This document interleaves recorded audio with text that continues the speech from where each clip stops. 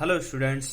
आज हम उदारीकरण के बारे में विस्तार पूर्वक अध्ययन करेंगे। उदारीकरण को जानने से पूर्व ये हमारे बीएड में अभी इस तरीके से क्वेश्चन आया था कुछ समय पहले, व्हाट इज एलपीजी। तो हम इस एलपीजी के बारे में पहले जान लेते हैं, उसके बाद हम उदारीकरण या लिबरलाइजेशन के बारे में जानेंगे। एल मतलब क्या है? लिबरलाइजेशन, ठीक। पी क्या है? प्राइवेटाइजेशन। जी क्या है हमारा? ग्लोबलाइजेशन। तो ये एलपीजी कब हमारे अस्तित्व में आई, इसके बारे में थोड़ा सा बैकग्राउंड देख लेते हैं। इसका क्या है? सन 1991 में आर्थिक मंदी के कारण हमारे देश में बहुत सारी समस्याएं उत्पन्न हो गई थी, और उस मंदी के कारण हमारे देश के उस समय के जो प्रधानमंत्री थे पीवी नरसिम्हा राव, और उस समय के वित्त मंत्री डॉक्टर मनमोहन सिंह ने एक ऐसी आर्थिक नीति का जन्म दिया, उसे हम आर्थिक नीति के नाम से जानते हैं, नई आर्थिक नीति के नाम से जानते हैं। उसमें से ये 3 पॉइंट उन्होंने अपनी आर्थिक नीति में एलपीजी को विशेष स्थान दिया। इस स्थान को एजुकेशन सिस्टम में भी लागू किया गया।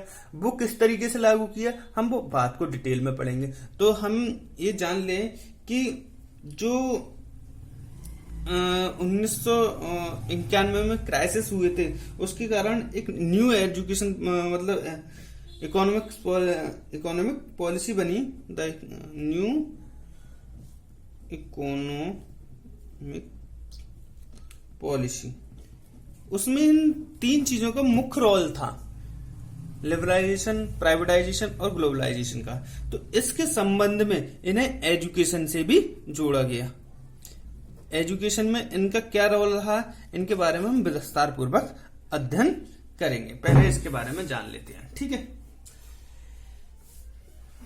बात करते हैं कि उदारीकरण सरकार के नियमों के ढलान को संदर्भित करता है। उदारीकरण का अर्थ ऐसे नियंत्रणों में ढील देना है या उन्हें हटा देना है ताकि आर्थिक विकास को बढ़ावा मिले। यही क्या है? हमारा उदारीकरण नीति है। उदारीकरण होता क्या है? जैसे आप लोगों ने उदार शब्द बहुत ज्यादा सुना होगा कि उदार क्या होता है। उदार मतलब क्या होता है?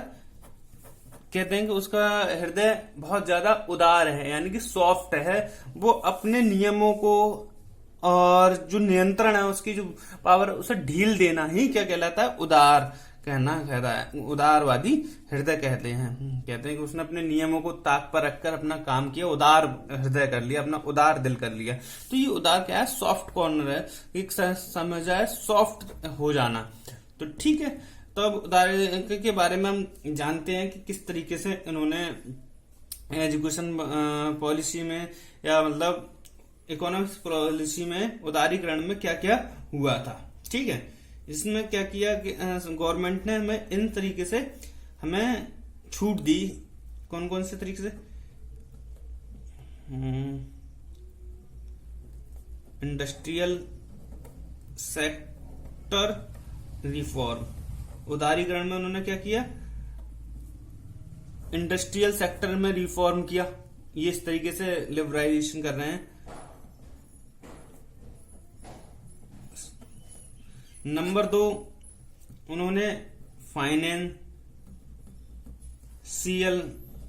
सेक्टर में रिफॉर्म किया, रिफॉर्म्स। नंबर 3, टैक्स रिफॉर्म किया। नंबर 4, फॉरेन एक्सचेंज में रिफॉर्म किया।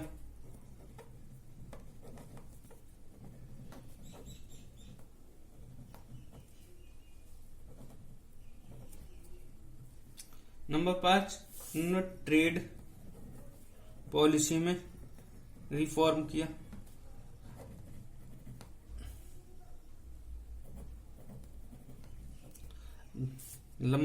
लास्ट एजुकेशन पॉलिसी में रिफॉर्म किया।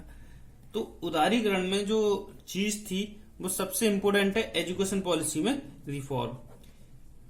1991 से पहले जो एजुकेशन का खर्च था वो एक स्तर से क्या था, सारा खर्च कौन झेलती थी? एजुकेशन पॉलिसी में क्या करती थी, वो सारा जो सिस्टम था वो गवर्नमेंट था।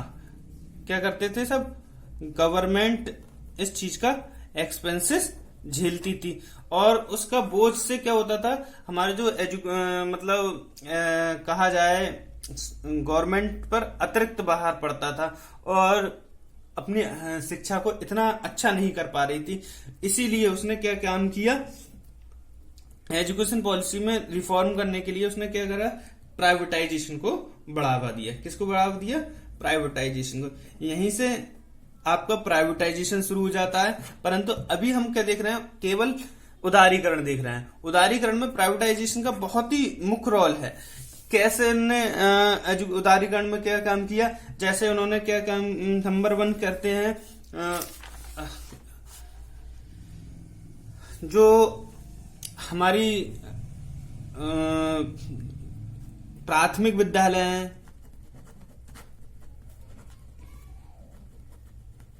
प्राथमिक विद्यालयों को हमने क्या काम करा, प्राइवेट कर दिया।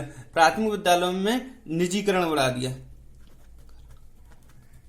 पहले क्या होते थे, अधिकतर क्या होते थे, गवर्नमेंट होते थे और निजीकरण में भी विद्यालय हुआ करते थे, तो उनके लिए पूरे नियम और रेगुलेशन बहुत सख्त थे और उन्होंने क्या काम किया, निजीकरण को प्राथमिक विद्यालय। इसी तरीके से माध्यमिक में भी और उच्च शिक्षा में भी उन्होंने निजीकरण लागू किया।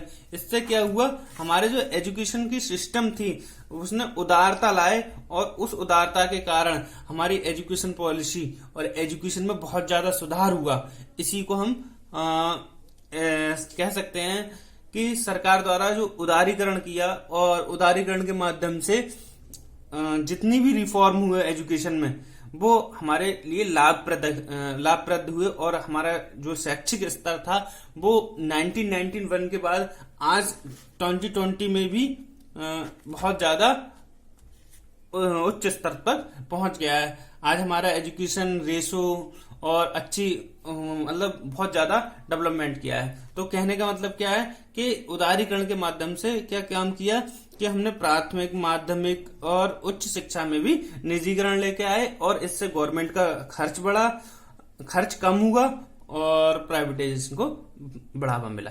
कल हम प्राइवेटाइजेशन के बारे में पढ़ेंगे, इसके गुण दोष पढ़ेंगे और आज हमारा उदारीकरण का यहीं पर खत्म होता है। ठीक है, थैंक यू वेरी मच।